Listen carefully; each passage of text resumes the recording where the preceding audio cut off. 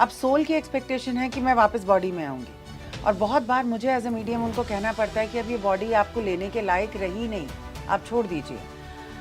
तो वो कहती है नहीं, ये ठीक हो जाएगी, इसको ठीक होना पड़ेगा क्योंकि मेरे काम अभी बाकी हैं। कभी कभी कोई एंसेस्टर हमको लेने आता है, हमारे पेरेंट्स हमें लेने आते हैं, हमारे ग्रैंड पेरेंट्स लेने आते हैं, तो कभी वो ग्रैंड पेरेंट्स की फेस भी हमारे फेस में दिखने लग जाती है। डेथ हैंगिंग एक ऐसा प्रोसेस है जिसमें एक सोल बॉडी छोड़ना चाहती है पर छोड़ पाती नहीं है। आज का एपिसोड बहुत ज़्यादा इंटरेस्टिंग होने वाला है, इसलिए अपनी सीट मत छोड़िएगा, क्योंकि आज हम आपको ऐसे ऐसे एग्जाम्पल्स, रियल लाइफ इंसिडेंट्स बताएंगे, सुनाएंगे, जो वाकई आपको एक बार तो हिलाकर रख देंगे। तो आज है हमारे साथ साइकिक मीडियम, स्पिरिचुअल कोच और स्पिरिट्स और ह्यूमन लाइफ को कनेक्ट करने वाली doctor Manmeet Kumar. Hello ma'am. Hello. So आज हम आपसे काफ़ी सारी कॉन्वर्सेशन करेंगे, जिसमें से पहला क्वेश्चन मेरा आपसे ये रहेगा कि हम कहते हैं कि जब कोई डेड बॉडी जब कोई इंसान मर जाता है तो उसकी बॉडी से जब सोल निकलती है तो वेरियस पॉइंट्स होते हैं, मतलब ऐसा मैंने पढ़ा है, बट एग्जैक्टली में क्या होता है ये मैं आपसे जानना चाहूँगी। हाँ जी, तो जब भी कोई सोल एक बॉडी को छोड़ती है, वो काफ़ी पॉइंट से छोड़ सकती है, ये आपने बिल्कुल सही सुना है। ज़्यादातर सोल जो है वो मूलाधार चक्र से निकलती है। और यही कारण है कि डेड बॉडी के टोज जो होते हैं उनको बांध दिया जाता है कि सोल अब निकल गई है, अब इसके अंदर वापस कुछ प्रवेश नहीं कर सकता। कई लोगों की सोल उनके क्राउन चक्रा से भी निकलती है, जो मैंने पर्सनली देखी भी है। एक छोटी सी लाइट आती है और वो लाइट को आप देख सकते हैं, स्पेशली जो लोग क्लेयरवॉयंट होते हैं। इस केस में उनकी फैमिली ने भी देखी थी। अच्छा, फैमिली ने भी देखी थी। हाँ, निकलते एक छोटी सी लाइट निकलती है और थोड़ी देर तक वो वहाँ पे फ्लिकर करती है और उसके बाद जैसे वो गायब हो जाती है। ओके। तो यहाँ से निकल सकती है। और जहाँ से भी आप सोचते हो कि सपोज किसी को गन शॉट का वूंड हुआ है, तो वहाँ जहाँ वूंड है वहाँ से सोल निकलेगी। किसी को बैक में अगर किसी ने छुरा घोंप के मारा है तो उसकी बैक से सोल निकलेगी। तो उस वूंड को बंद करना बहुत ज़रूरी है। जो इजिप्शियंस होते थे, जब उनके किंग्स मर जाते थे तो वो उनको एक प्रॉपर ऑयल्स में अनॉइंट करते थे। अब ऐसा तो नहीं होता, लेकिन हॉस्पिटल वाले भी जब कोई जख्म होता है उसको बंद कर देते हैं।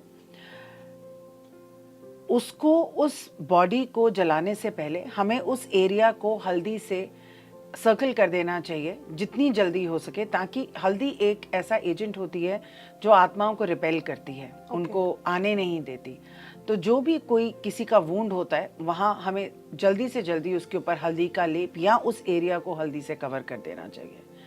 तो सोल किसी भी पॉइंट से निकल सकती है, लेकिन हम सारे पॉइंट्स बंद कर देते हैं। नाक के अंदर रुई डाल देते हैं, मुंह तो बंद ही होता है, और टोज बांध देते हैं ताकि मूलाधार बंद हो जाए, और सर ढक देते हैं ताकि क्राउन चक्रा जो है वो बंद हो जाए।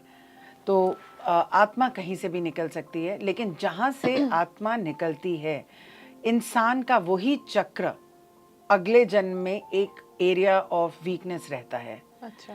जैसे अगर किसी की गन शॉट से वूंड हुई है और यहाँ पे गन शॉट है, तो वो जब अगले जन्म में पैदा होगा तो उसका थर्ड आई चक्रा जो है वो वीक रहेगा। तो काफ़ी लोग, अगर आपने देखा हो कि पास्ट लाइफ की मेडिटेशन में ये भी बोलते हैं, या जिन लोगों को हमेशा बैक में एक पॉइंट पे दर्द रहता है, ऐसे लोग अपनी पास्ट लाइफ में जाके देख पाते हैं कि उनको उस पॉइंट पे मारा गया था।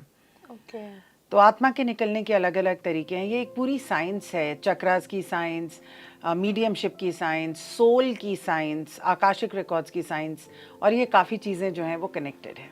तो मैम एक क्वेश्चन मेरे माइंड में ये भी आ रहा है कि जैसे कोई, मैंने सुना है और शायद मैंने ये एक्सपीरियंस भी करा है कि जब किसी की फेस बिफोर डेथ या मतलब डेथ होने वाली है वो चेंज हो जाता है। लाइक अभी एक रिलेटिव थी, लाइक मेरे हस्बैंड की दादी थी, मैं पर्सनल एक्सपीरियंस बता रही हूँ आपको। तो उनका, जब मैं उनसे 2-3 दिन पहले मिली थी ना, तो मुझे पता नहीं क्यों लग रहा था कि अब मतलब मैं meeting for the last time, क्योंकि उनका फेस मुझे एकदम चेंज लगा, उनके दांत मेरे को चेंज लगे। तो ऐसा होता है या मेरा वहम था ये? नहीं, ऐसा होता है। इनफैक्ट डेथ से 72 आवर्स पहले से कुछ ऐसी प्रोसेसेस हमारी बॉडी में शुरू हो जाती हैं जिसकी वजह से हमारे फेशियल फीचर्स जो हैं वो बदलने लग जाते हैं। कुछ एनर्जीज हम छोड़ना शुरू कर देते हैं, जैसे कि अगर हम जिंदगी भर, सब लोग कंट्रोलिंग होते हैं, सबको लगता है कि हमारी तरह से चीज़ें हों, ओल्ड लोग भी कंट्रोलिंग होते हैं। तो जब एक तरीके से आत्मा को पता चलना स्टार्ट हो जाता है कि मैं अब जाने वाला हूँ, तो बहुत कुछ वो धीरे धीरे लेट गो करने लग जाते हैं। कुछ लोग अपनी फैमिली से अपने आप को डिस्कनेक्ट करना शुरू कर देते हैं, कुछ लोग केवल पार्टी करना शुरू कर देते हैं। डिफरेंट तरीक़ों से लोग रिएक्ट करते हैं, लेकिन उसकी वजह से बहुत बार ऐसा देखा गया है कि फेशियल एक्सप्रेशंस चेंज हो जाते हैं। कभी आपको वो ये भी कहेंगे कि खुश रहो, ऐसा करते रहना। आपको नहीं पता और उनको भी नहीं पता कि अब उनकी डेथ का टाइम आने लग गया, लेकिन उनकी सोल को ये बात पता है।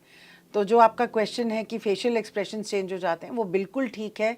अगर आप उस समय उनसे ये भी पूछोगे कि आपको कैसा लग रहा है, तो वो आप बोलेंगे कि मुझे बहुत फ्री लग रहा है, मुझे लग रहा है कि अब अटैचमेंट कम होती जा रही है। तो वो भी आपको अपनी तरीके से ज़रूर बताएंगे कि उनको थोड़ा डिटैच, थोड़ा ईजी, थोड़ा फ्री हो जाते हैं। जो लोग बेड पे होते हैं, अगर आप उनको लास्ट 48 आवर्स में देखो, उनके फेस 3 या 4 बार चेंज होते हैं। और ऐसा भी कहते हैं और ऐसा होता भी है कि कभी कभी कोई एंसेस्टर हमको लेने आता है, हमारे पेरेंट्स हमें लेने आते हैं, हमारे ग्रैंड पेरेंट्स लेने आते हैं, तो कभी वो ग्रैंड पेरेंट्स की फेस भी हमारे फेस में दिखने लग जाता है। तो जो जिनकी डेथ होने वाली होती है, वो ये भी कहेंगे कि मेरी मम्मी लेने आई हैं, और जो उनके साइड पे होंगे वो कहेंगे हाँ बिल्कुल नानी की तरह लग रहे हो। तो फेशियल एक्सप्रेशंस ज़रूर चेंज होते हैं डेथ से पहले। तो कई बार बॉडी में से सोल निकलना ही नहीं चाहती है, मतलब आप एकदम, मतलब बिल्कुल डेथ बेड पे हो आप, कभी भी हमें लगता है कभी भी आप जा सकते हो, बट स्टिल आप महीना, 2 महीना, 3 महीना सर्वाइव कर जाते हो, और बहुत बुरी कंडीशन में। ऐसा नहीं कि आप बड़े खुश हो, आप वेंटिलेटर पे भी हो, आप इंजेक्शंस में भी जा रहे हो, बट सोल बॉडी नहीं छोड़ रही है। फैमिली वाले प्रे कर रहे हैं कि अब एटलीस्ट इनको रिलैक्स मिल जाए, लेकिन नहीं मिल पा रहा है। तो ऐसा इनके इसमें भी कर्मा का कोई रोल होता है या सोल का इम्पोर्टेंस है? इस प्रोसेस को डेथ हैंगिंग कहते हैं। डेथ हैंगिंग एक ऐसा प्रोसेस है जिसमें एक सोल बॉडी छोड़ना चाहती है पर छोड़ पाती नहीं है। इसके कई रीजंस हो सकते हैं। सबसे कॉमन रीज़न इसका है कि वो सोल को लगता है कि मेरे कुछ काम अधूरे रह गए हैं। तो अगर मैं आ जाऊं तो मैं ये इन्वेस्टमेंट कर दूं, मैं ये घर बेच दूं, मैं इसको ये प्रॉपर्टी इसके नाम कर दूं, कोई काम जो उनके अधूरे रह गए, इसकी वजह से होता है। दूसरा इसलिए होता है क्योंकि सोल वेट करती है। एक मेरी क्लाइंट हैं जिनकी वेंटिलेटर पे डेथ हुई थी, और 1 महीने तक वो वेंटिलेटर पे रही, और हमें ये बाद में पता चला जिस दिन उनकी डेथ हुई इससे 2 दिन पहले ही उनके कमरे में जितना भी उनका गोल्ड था और कैश था पर्स में, वो चोरी हो गया। वो चोरी होते ही उनकी सोल रिलीज हो गई। तो कई बार हमारे कुछ कर्मास अधूरे रह जाते हैं, और वो सोल चाहती है कि किसी तरीके से वो उनके यहाँ रहते रहते ही पूरे हो जाएं। उनको उस लड़के को जिसने चोरी की होगी कुछ देना होगा जो वो इस लाइफ टाइम में नहीं दे पाई, तो वो वेट कर रही थी कि वो उतना ले ले। तो एक ये होता है। एक ये होता है कि कभी कभी सोल बहुत स्ट्रांग होती है और बॉडी बहुत वीक पड़ जाती है, और ये अचानक से होता है। फॉर एग्जाम्पल, किसी को कैंसर है, अचानक से उनकी बॉडी बहुत वीक पड़ गई, या किसी का कोई ऐसा ऑपरेशन हुआ जिसके बाद बहुत ज़्यादा वीकनेस आ गई जो एक्सपेक्टेड नहीं थी। अब सोल की एक्सपेक्टेशन है कि मैं वापस बॉडी में आऊँगी, और बहुत बार मुझे एज ए मीडियम उनको कहना पड़ता है कि अब ये बॉडी आपको लेने के लायक रही नहीं, आप छोड़ दीजिए। तो वो कहती है नहीं, ये ठीक हो जाएगी, इसको ठीक होना पड़ेगा क्योंकि मेरे काम अभी बाकी हैं। तो सोल को ये समझाना, एक डेथ स्पेशलिस्ट जैसे मैं हूँ, मैं उनसे बात करती हूँ लास्ट मिनट के ऊपर कि आप प्लीज़ अपनी बॉडी को छोड़ दीजिए। तो वो कहती है नहीं, इसने मेरा ये देना है, या मेरी बॉडी स्ट्रांग है, आप कुछ दिन कोशिश कीजिए, मुझे ये एंटीबायोटिक दीजिए, मैं ठीक हो जाऊंगी। सोल कहती है हाँ, कि वो बॉडी ठीक हो जाए। तो ये जो डेथ हैंगिंग होती है उसमें सोल की ज़रूर कुछ ना कुछ एक्सपेक्टेशन, नहीं तो किसी का कुछ चुकाना, चोरी होते ही, कुछ और होते ही वो सोल रिलीज हो जाती है।